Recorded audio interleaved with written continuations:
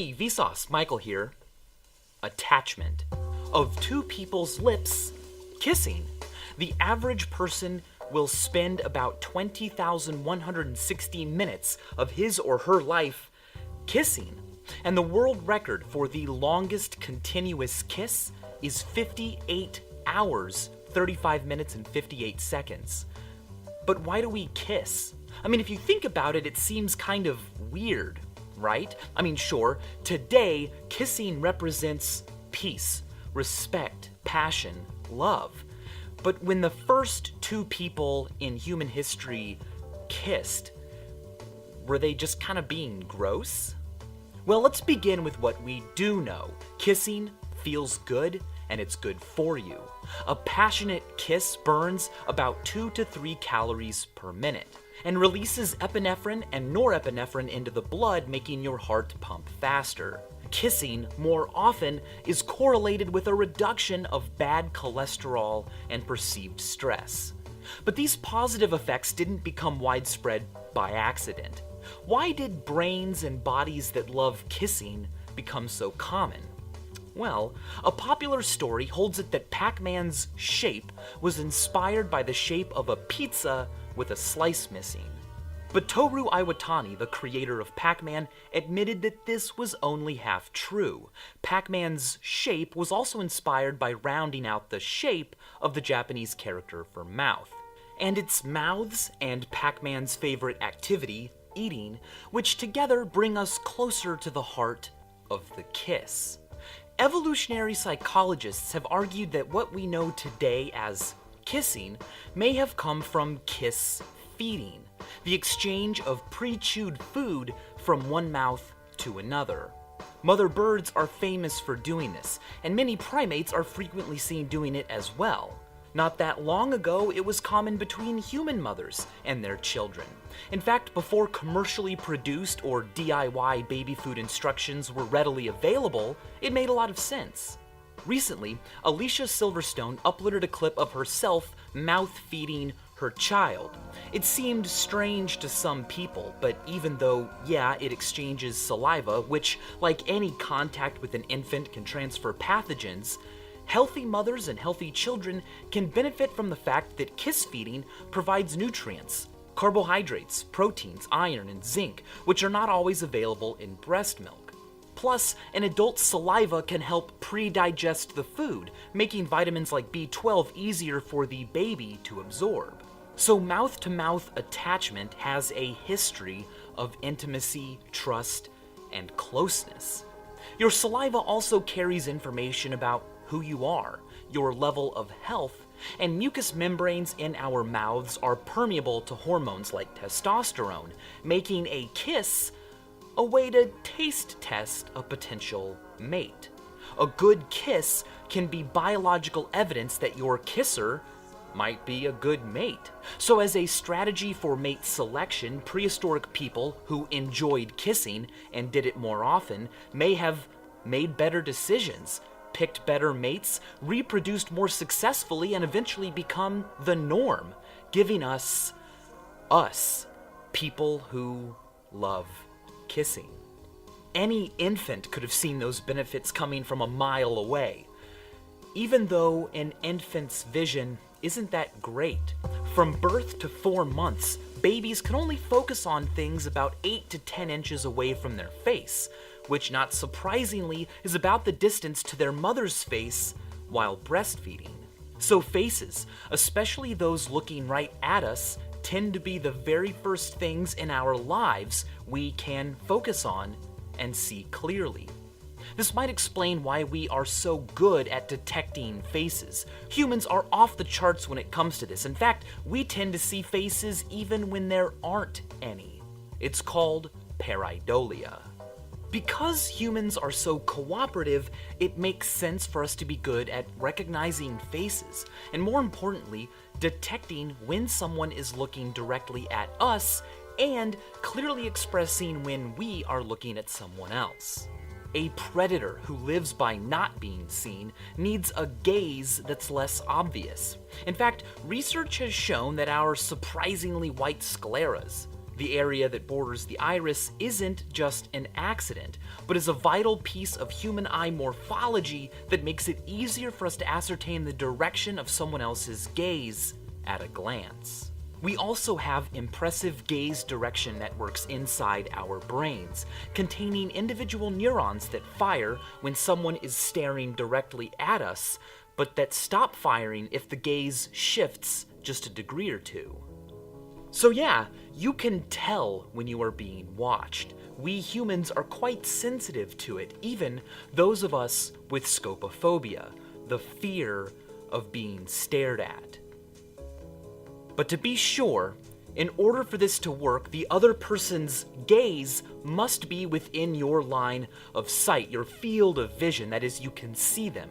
Otherwise, if the stare is coming, say, from behind, there is no evidence that people can tell they are being watched. The psychic staring effect falls within the realm of pseudoscience. No widely accepted studies have ever found evidence that it exists. Anecdotally, what's more likely is that the very act of rubbernecking to see who's watching causes people to look up and for your gazes to attach. But what about attachment when no one is watching? One explanation for an infant's love, attachment to their mother, doesn't involve vision or staring, but instead food. The idea is that we love our mothers because as soon as we are born, they are a source of life-sustaining nourishment. But what if that nourishment came not from a loving mother, but from a scary wire mother? In the 1950s, Harry Harlow conducted a series of famous but controversial experiments on monkeys at the University of Wisconsin-Madison. Harlow's findings had substantial implications on our understanding of attachment, but by today's standards, his work would largely be considered unethical. In one of his most famous experiments, Harlow separated young monkeys from their mothers as soon as they were born and stuck them in cages with two fake mothers, a soft one wrapped in cloth that did nothing, and a cold mechanical mother made of wire that nonetheless did provide food. But despite being a cupboard mother, the young baby monkeys didn't bond with her. When Harlow or his team scared the baby monkeys with a strange contraption, the monkeys ran and clinged not to their wire source of life-sustaining nourishment, but to the soft, cuddly, and otherwise useless cloth mother. This suggested that warmth and comfort was more important than food when it came to nurturing attachment. Harlow also built a rejecting mother, which used a blast of pressurized air to push baby monkeys away. But instead of finding another source of comfort, these monkeys clung even tighter at all times than monkeys raised without rejecting mothers. And this is what blows my mind. The instinct for warmth and comfort in newborn creatures is so strong, it not only resists attempts to frustrate it, but is paradoxically strengthened by it. Eckhard Hess tested this by using electric shocks to discourage ducklings from following the object they were imprinted on, but it only strengthened the behavior and made them follow more closely than ever before. The fact that a wire mother, or a rejecting mother, or receiving electric shocks for attaching to your mother would cause more attachment, more love, more dependence seems like a paradox. But paradoxes can teach us. As Oscar Wilde put it, a paradox is the truth standing on its head to attract attention. And what gets our attention here is the effect uncertainty can have.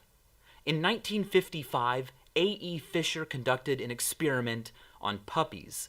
His team separated puppies into 3 groups. Members of the first group were treated kindly every time they approached a researcher. Members of the second group were punished for approaching the researchers, and puppies in the third group were randomly treated kindly or punished. They grew up never knowing what to expect, Their world was not a world of kindness or punishment, but rather one of uncertainty. What's really chilling is that the study found that that group, the third group of puppies, wound up being the most attached to the researchers. The third group loved the researchers the strongest and was the most dependent upon them. Guy Murchie called this the polarity principle.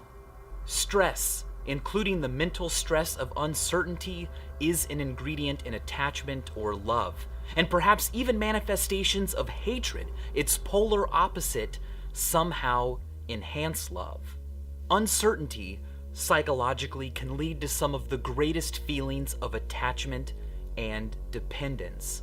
Good things and bad things in our lives often seem random and out of our control, so it's no surprise that we often react with blind love and acceptance in the face of an unfair existence, because what else are we supposed to do? We are that third group of puppies. But investigating uncertainty, conquering it so as to make the best decisions possible, is advantageous. So over time, life has favored activities that turn uncertainty into knowledge. Not every person out there is the best mate for you. But if it didn't matter which one you picked, a kiss, a taste test, wouldn't be necessary, and it wouldn't need to feel so good or bring us so much pleasure. So go out there and kiss someone today. And as always, thanks for watching.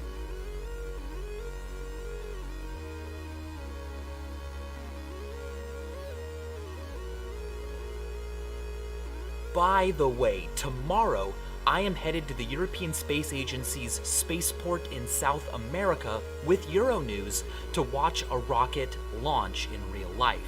Do you have any questions about space or space travel today? Let me know in the comments below and I will ask the experts your questions.